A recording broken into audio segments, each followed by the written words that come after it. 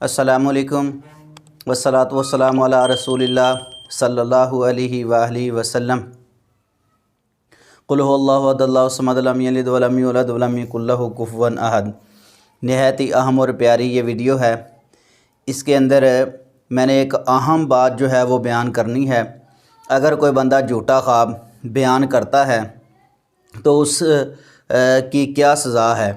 سزا یہ ہے کہ وہ بندہ اگر ریئل کے اندر جھوٹ بولتا ہے نا، اس سے بڑی سزا ہے جھوٹا خواب بیان کرنے کی۔ اس کی میں وضاحت آخر میں جا کے کروں گا۔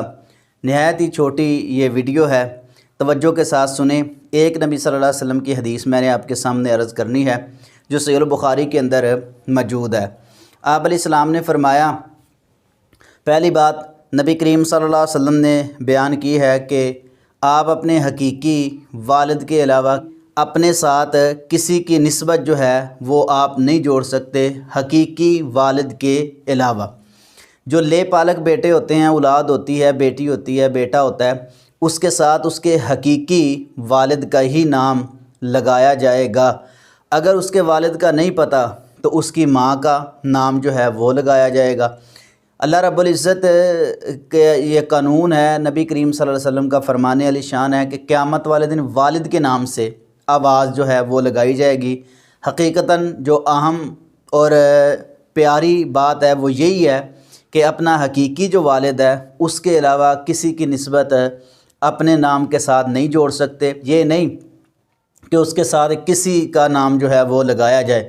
اسی لیے ایک اس میں اور بڑی اہم بات ہے، وہ یہ ہے اگر کسی کے پاس اولاد نہیں، پہلی بات تو یہ ہے ہم اللہ سے دعا کرتے ہیں کہ جو بے اولاد ہیں اللہ ان کو نورینہ اولاد عطا فرمائے۔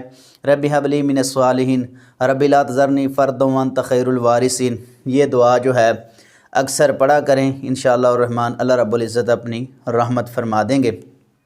اور استغفر اللہ جو ہے اس کو بھی کثرت سے پڑھا کریں۔ جو بندہ بے اولاد ہے، جس کے پاس اولاد نہیں ہے، اگر وہ بیٹی لیتا ہے تو پھر خامد کو چاہیے کہ اپنے محرم، اس کی بیٹی جو ہے وہ محرم ہو، وہ بیٹی لے۔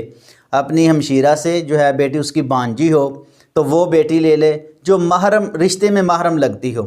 اگر جو بیٹا لینا ہے کسی سے، چھوٹا بیٹا جو لے پالک ہوتا ہے، پھر وہ تمہاری عورت کا محرم ہو، کسی جو ہے رشتہ دار سے، جس رشتہ دار سے بھی لینا ہے وہ تمہاری بیوی کا محرم ہونا چاہیے۔ یہ اہم بات ہے، کیونکہ بڑا ہو کے پھر اگر آپ بیٹا لیں گے غیر محرم ہوگا تو شریعت نے تو پردہ رکھا ہے۔ جس طرح زید بن حارثہ سے نبی کریم صلی اللہ علیہ وسلم نے اپنی بیویوں کو حکم دیا تھا پردے کا، تو پھر پردہ کرنا پڑے گا۔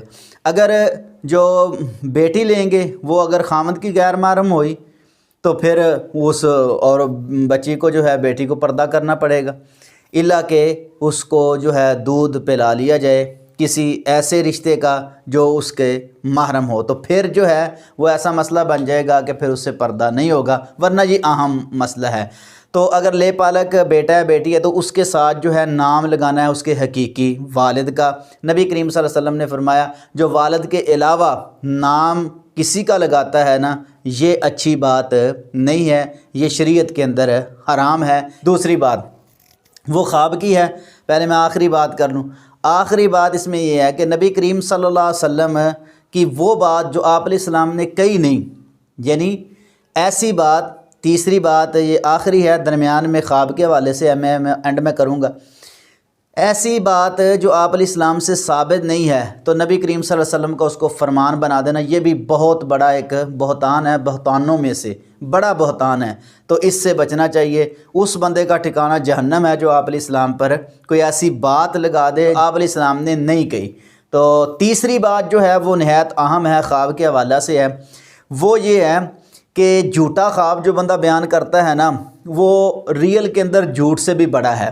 اس میں ایک نقطہ بھی ہے میں آپ کے سامنے عرض کرنا چاہتا ہوں، وہ یہ ہے اتنا بڑا گناہ کیوں ہے؟ مثال کے طور پہ جھوٹ بولنا تو ویسے ہی گناہ ہے۔ نبی کریم صلی اللہ علیہ وسلم نے فرمایا جو بندہ ہمیشہ جھوٹ بولتا ہے وہ جھوٹوں میں لکھا جاتا ہے، یہدی الی الفجور، اور جو بندہ رہنمائی اس کی گناہ کی طرف ہوتی ہے، اور جو گناہ ہے وہ رہنمائی کرتا ہے جہنم کی طرف، یعنی جہنم میں لے جاتا ہے جھوٹ۔ جھوٹ تو ویسے ہی نہیں بولنا چاہیے، بہت بڑا گناہ ہے۔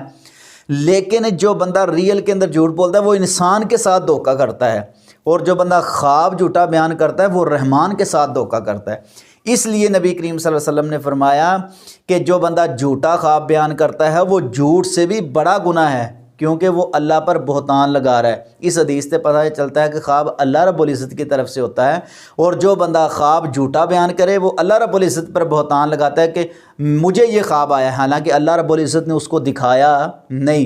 تو اہم بات جو یہ ہے، تینوں ہی بلکہ اہم باتیں ہیں، لیکن خواب کے حوالہ سے یہ ہے کہ جھوٹا خواب آپ نے کبھی بیان نہیں کرنا۔ اگر یاد نہیں ہے تو اس کو نہ بیان کریں، جتنا یاد ہے اتنا بیان کر دیں۔ کسی کے ذریعے سے خواب جو ہے معبر تک نہ پہنچایا جائے، خود بیان کیا جائے۔ جھوٹا خواب بیان کرنا ریئل کے اندر جھوٹ سے بھی بڑا گناہ ہے، کیونکہ یہ اللہ پر بہتان ہے۔